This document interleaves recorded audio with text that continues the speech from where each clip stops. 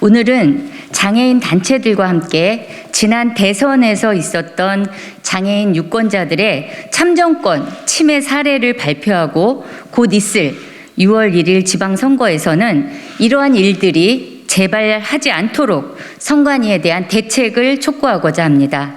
참정권은 민주주의 사회의 시민이라면 가장 기본적으로 보장받아야 하는 헌법상 권리입니다.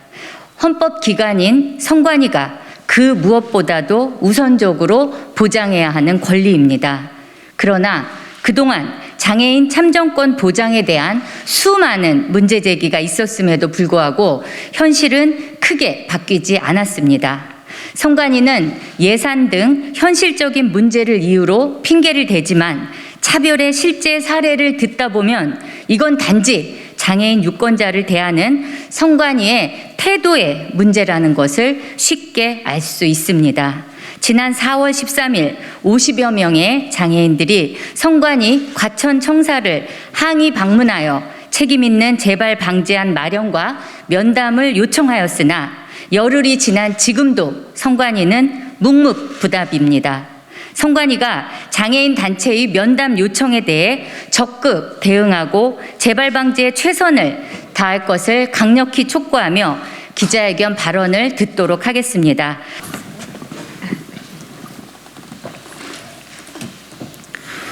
(2020년) 서울시장 보궐선거 당시 발달장애인의 투표 보조가 지원되지 않아서 가족 등이 투표 보조를 위해 동반 투표를 요구하였으나 거절당한 경우가 많았습니다.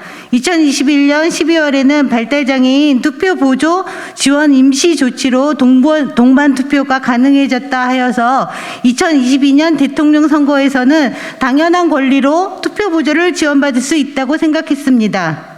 그러나 사전투표일 여러 투표소에서 동반 투표를 막는 차별 사례가 생겼고 선관위에 강력 항의를 하였습니다. 본 선거일에는 이러한 사태가 해소되어 원활한 투표 보조가 가능할 것을 기대했습니다. 그러나 대통령 선거 당일에도 여러 선거구에서 임시조치에 대해서 교육을 받지도 않고 들은 바도 없다고 하였습니다. 경상남도 마선 하포구에서는 부모가 모두 함께 갔는데 발달장애인은 투표 보조를 받을 수 없다고 기표소 밖에서 이야기를 하였습니다.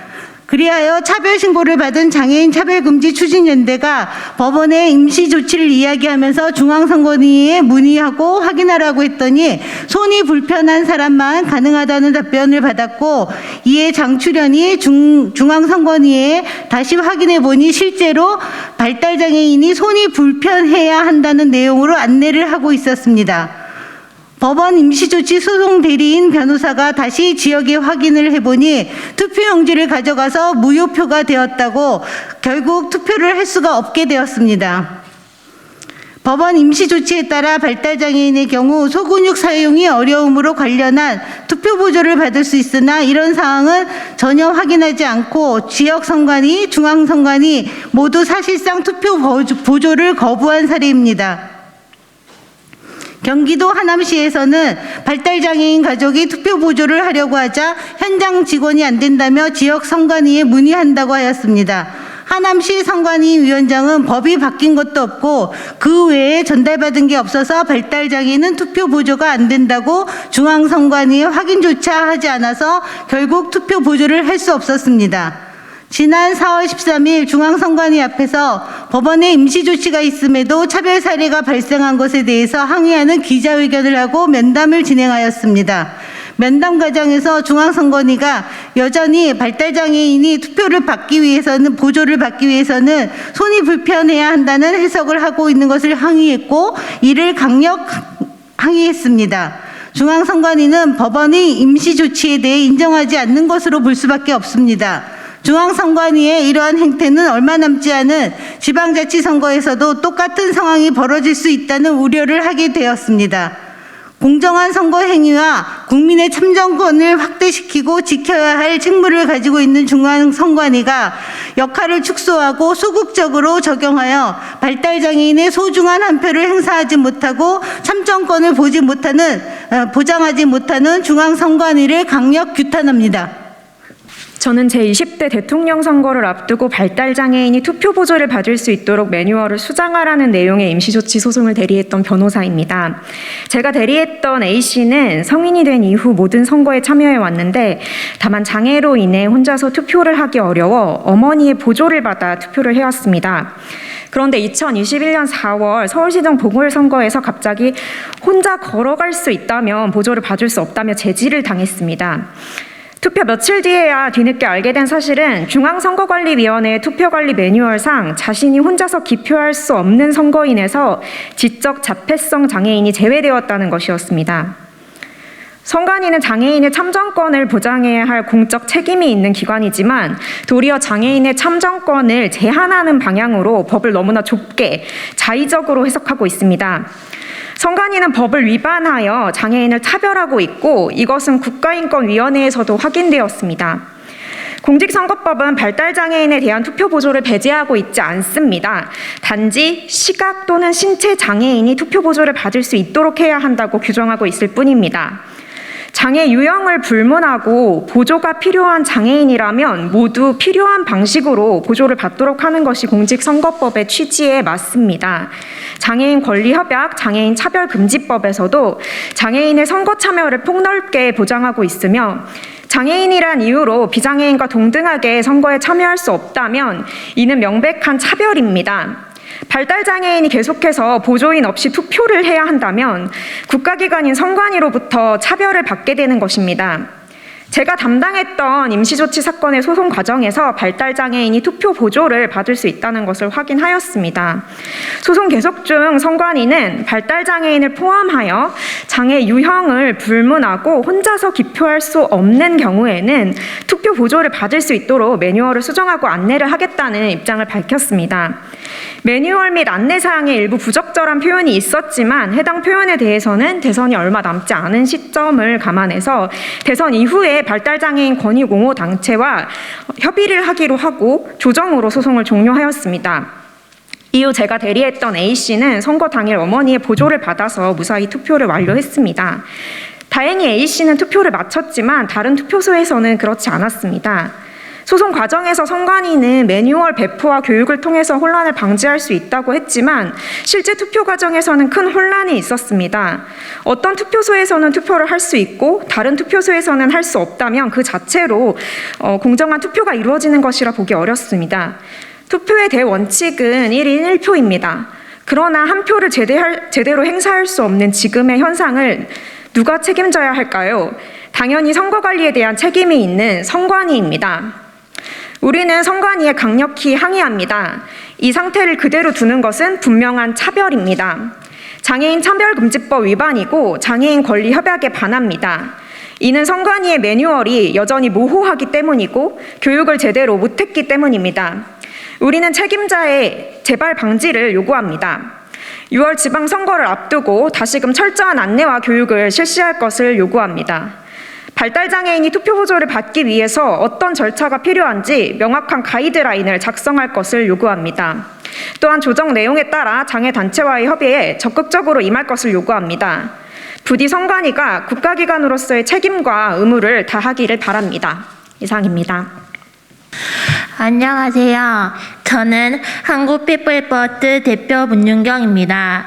중앙선거관리위원회는 올 초 정책 간담회에서 장애 유형과 무관하게 투표 보조를 받을 수 있도록 하겠다고 약속하였습니다. 하지만 20대 대통령 선거에서 많은 장애인들이 투표 보조를 거부당하는 사례가 다시 발생하였습니다. 이에 4월 13일 가천 중앙선관위에 찾아가 다시 이런 문제가 재발되지 않게 해달라 요구하였습니다. 발달 장애인들은 투표소에 걸어 들어갈 수 있지만 투표소를 찾아 걷고 투표의 방법이나 글이나 숫자를 읽는 것이 어렵기 때문에 투표 보조가 필요한 것인데 중앙선관위는 국가인권위원회의 권고와 법원의 판결조차 제대로 이해하지 못하고 있었습니다. 또한 우리의 면담 요구를 묵묵부답으로 일관하고 있습니다. 한국피플버스에서는 시설에서 투표를 한 발달 장애인이 시설 직원이 시키는데도 표를 찍어야 했던 경험을 바탕으로 선거의 과정에서 비밀 보장과 자기 결정권을 지킬 수 있도록 공적인 투표 보조를 요구해 왔습니다. 장애인의 투표 보조 방법을 교육받은 선관위 직원이 함께 투표 보조로 참여해 객관성을 지키며 투표를 할 수 있도록 지원해야 합니다.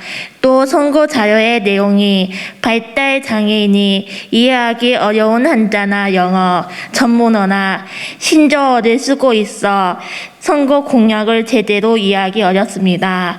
후보자의 선거 자료 내용이 잘 전달되기 위해서는 후보자의 공약 내용과 일치하는 그림과 주요 공약을 이해하기 쉬운 말로 구성된 선거 자료가 필요합니다. 현재 우리나라의 투표 용지는 칸이 너무 작아 투표 도장을 찍기 힘들고 숫자와 글씨로만 되어 있어 글을 잘 알지 못하거나 숫자를 모르는 발달 장애인들을 위해 후보자의 얼굴이 나온 사진과 정당의 로고, 색깔 등이 들어간 다양한 정보를 담은 투표 용지가 제작되어야 합니다. 최근 선거권이 확대되면서 만 18세 청소년들을 위해 교육청에서 선거 모의 투표를 진행했습니다.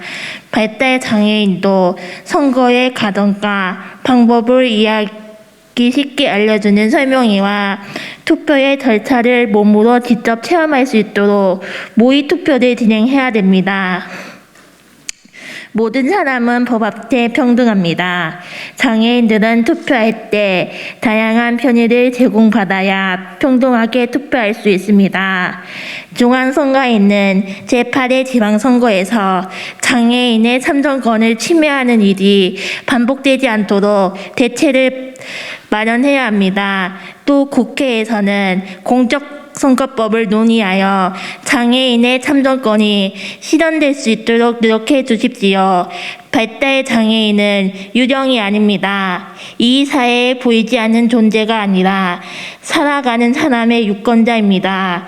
중앙선관위와 국회는 장애인들의 목소리를 귀 담아 듣고 국민으로서 참정권의 권리가 보장될 수 있도록 누구도 배제되지 않는 참정권을 위해 힘써주시기 바랍니다. 장애인 차별금지법이 시행된 지 이미 14년이 지났습니다. 장애인 차별금지법에서 명확하게 장애인이 동등한 선거권을 보장받도록 하고 있지만 중앙선관위원회는 지금까지도 이러한 차별 사례들에 대해서 책임 있는 사람과의 면담을 요청하고 있는 장애인단체 면담 요청을 전혀 받아들이지 않고 있습니다.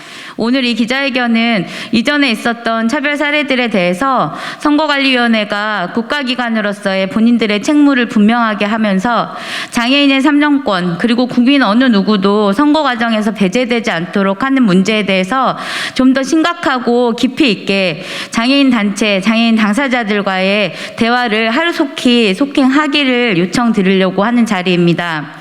선관위가 이후에 선거 과정에 다시는 장애인이 배제되는 선거를 진행되지 않도록 당장 닥쳐있는 지방자치 선거에서도 좀 더 적극적인 방식으로 제도를 바꿔나갈 수 있도록 그 구체적인 방안을 논의하는 자리를 하루빨리 만들어서 면담 요청을 수락해 주시기를 다시 한번 요구드리는 바입니다. 이상입니다. 선관위에 다시 한번 촉구합니다. 지난 대선에서 이미 많은 장애인 유권자들이 온전한 참정권을 행사하지 못했습니다. 이는 선관위의 부실 대응이 가장 큰 원인이었습니다. 선관위는 당장 장애인 단체와 면담을 진행하고 지방선거에서는 똑같은 문제, 충분히 예상 가능한 문제들이 발생하지 않도록 책임있게 재발 방지책을 마련해야 합니다. 저도 국회 행정안전위원으로서 관련 제도를 개선하고 참정권 행사에 차별받는 시민이 생기지 않도록 꼼꼼히 챙겨가겠습니다. 감사합니다.